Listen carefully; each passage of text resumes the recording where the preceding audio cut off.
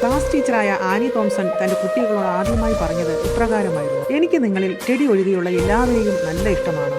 Teddy, അവന്റെ വസ്ത്രം എപ്പോഴും അഴുക്ക് പുരണ്ടതായിരുന്നു. പഠനത്തിൽ വളരെ താഴ്ന്ന നിലവാരമായിരുന്നു അവനുണ്ടായിരുന്നത്. ആരോടും മിണ്ടാതെ അന്തർമുഖനായി ജീവിക്കുന്നവനായിരുന്നു അവൻ. കഴിഞ്ഞ ഒരു വർഷം അവനെ പഠിപ്പിക്കുകയും അവന്റെ ഉത്തരപേപ്പർ പരിശോധിക്കുകയും ചെയ്തതിന്റെ അടിസ്ഥാനത്തിലാണ് ആ ടീച്ചർ അങ്ങനെയൊരു പ്രഖ്യാപനം നടത്തിയത്. പരീക്ഷയിൽ എല്ലാ ചോദ്യത്തിനും തെറ്റായ ഉത്തരം നൽകി പരാജിതൻ എന്ന പേരും ചുമന്ന് ജീവിക്കുന്ന വിദ്യാർത്ഥി.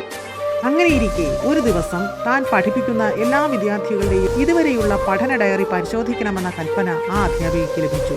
അപ്രകാരം അവർ ടെഡിയുടെ ഡയറിയും പരിശോധിക്കുന്നതിനിടയിൽ അത്ഭുതകരമായ ഒരു കാര്യം അവരുടെ ശ്രദ്ധയിൽപ്പെട്ടു. അവന്റെ 1ാം തരത്തിലെ ഡയറിയിൽ അന്നത്തെ ക്ലാസ് ടീച്ചർ അവനെക്കുറിച്ച് എഴുതിയത് അവർ വായിച്ചു. അത് ഇപ്രകാരമായിരുന്നു: ടെഡി സമർത്ഥനായ ഒരു വിദ്യാർത്ഥിയാണ്. ഒട്ടേറെ കഴിവുകൾ അവന് നൽകപ്പെട്ടിരിക്കുന്നു. അവനെ കൃത്യമായ ആസൂത്രണത്തോടെ പ്രത്യേക പരിഗണന നൽകി വളർത്തേണ്ടതുണ്ട്. അവർ ഉടൻ അവന്റെ 2ാം ക്ലാസ്സിലെ ടീച്ചർ എഴുതിയത് എന്താണെന്ന് നോക്കി. അതിൽ ബുദ്ധിമാനായ വിദ്യാർത്ഥിയാണ് ടെഡി. കൂട്ടുകാർക്ക് വളരെ പ്രിയങ്കരനാണ് അവൻ. പക്ഷേ മാതാവിന് ക്യാൻസർ ബാധിച്ചതിനെ തുടർന്ന് അവനിപ്പോൾ അസ്വസ്ഥനാണ് എന്നെഴുതിയിരിക്കുന്നു. എന്നാൽ 3ാം ക്ലാസ്സിലെ ടീച്ചർ കുറിച്ചത് നോക്കിയപ്പോൾ മാതാവിന്റെ മരണം അവനെ വല്ലാതെ തളർത്തിയിരിക്കുന്നു. ആവുന്ന വിധത്തിലൊക്കെ ശ്രമിച്ചിട്ടും പിതാവ് അവനെ പരിഗണിച്ചതേയില്ല. വളരെ പെട്ടെന്ന് തന്നെ ആവശ്യമായ നടപടികൾ സ്വീകരിക്കാത്ത പക്ഷം ഈ കുഞ്ഞിന്റെ ജീവിതം താറുമാറാവുന്നതാണ് എന്നെഴുതിയിരിക്കുന്നു. ഉടനെ അവർ 4ാം ക്ലാസ്സിലെ ടീച്ചർ എഴുതിയത് നോക്കി. ടെഡി സ്വത്വത്തിലേക്ക് ഒതുങ്ങി ജീവിക്കുന്നവനാണ്. പഠനത്തിൽ അവന് അശേഷം താല്പര്യമില്ല. അവന് കൂട്ടുകാരുമില്ല. ക്ലാസ്സിനിടയിൽ കിടന്ന് ഉറങ്ങുകയാണ് അവന്റെ പതിവ്. ഇത്രയും വായിച്ചപ്പോഴാണ് അധ്യാപിക ആനി തോംസന് ടെഡിയുടെ യഥാർത്ഥ പ്രശ്നം മനസ്സിലായത്. തന്റെ കാര്യത്തിൽ അവർക്ക് തന്നോട് തന്നെ ലജ്ജ തോന്നി.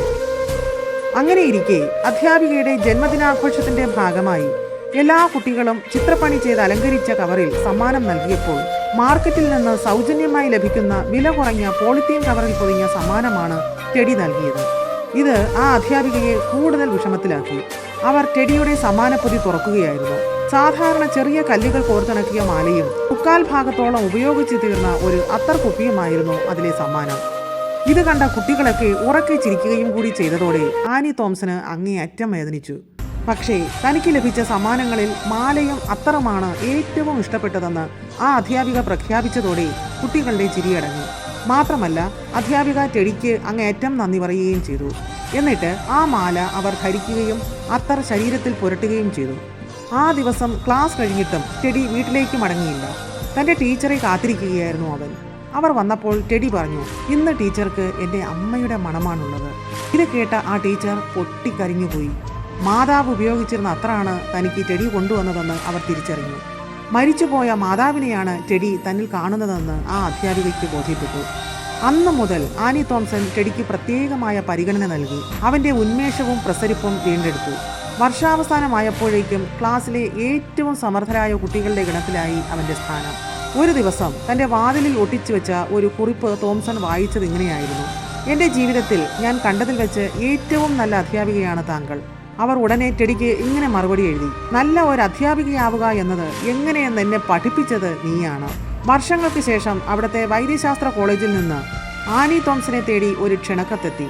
ആ വർഷത്തെ ബിരുദദാന സമ്മേളനത്തിൽ പങ്കെടുക്കാൻ ടെഡിയുടെ മാതാവെന്ന നിലയിലാണ് ക്ഷണം. ടെഡി സമ്മാനിച്ച കല്ലുമാല അണിഞ്ഞ് അത്തർ പുരട്ടി തോംസൺ അന്നവിടെ എത്തിച്ചേർന്നു.